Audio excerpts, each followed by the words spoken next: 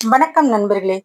இன்றைய தலவரலாறா நம்ம பார்க்க இருக்கிறது கர்நாடக மாநிலத்தோட அழகிய மலைநகரமான கூர்க், அதாவது மடிக்கேரியில அமைஞ்சிருக்கக்கூடிய ஓங்காரேஸ்வரர் கோவிலுக்கு வந்திருக்கிறோம்.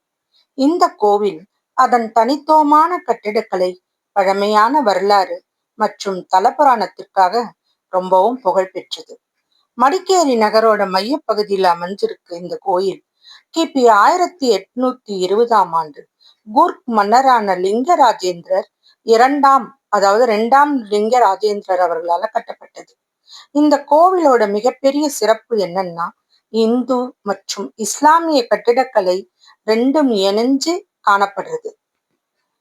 கோவிலோட முன்புறத்துல பாத்தீங்கன்னா அழகிய திருக்குளம் அமைஞ்சிருக்கிறது அனைவரையும் கவருது.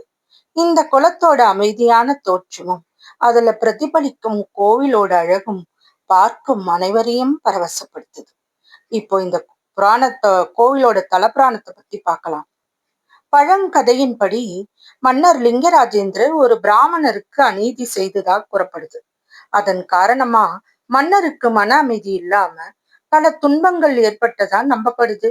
இதுல இருந்து விடுபட சிவபெருமானுக்கு ஒரு கோவில் கட்டுமாறு அவருக்கு அறிஞர்கள்லாம் அறிவுரை சொல்லி வழங்குறாங்க. அதன்படி மன்னர் காசிக்கு போய் அங்க இருந்து ஒரு சிவலிங்கத்தை கொண்டு வந்து இந்த இடத்துல பிரதிஷ்டை பண்றாராம்.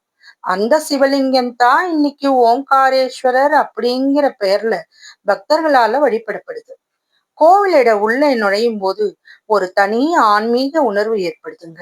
அமைதியான சூழல், பக்தர்களோட வழிபாடு, கோவிலோட பழமையான கட்டிட அமைப்பு, இது எல்லாமே நம்ம வேறொரு காலத்துக்கு அழைச்சு போகுது.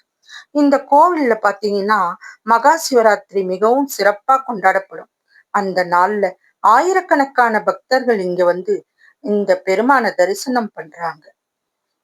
நாங்க மாலை நேரத்துலதான் இந்த கோவிலுக்கு வந்திருந்தோம். விளக்குகள் ஒளிரும் நேரத்துல கோவில் ரொம்பவும் அழகா காட்சி அளிச்சது. திருக்குளத்துல தெரிந்த ஒளி பிரதிபலிப்பு கண்கொள்ளா காட்சியா இருந்தது.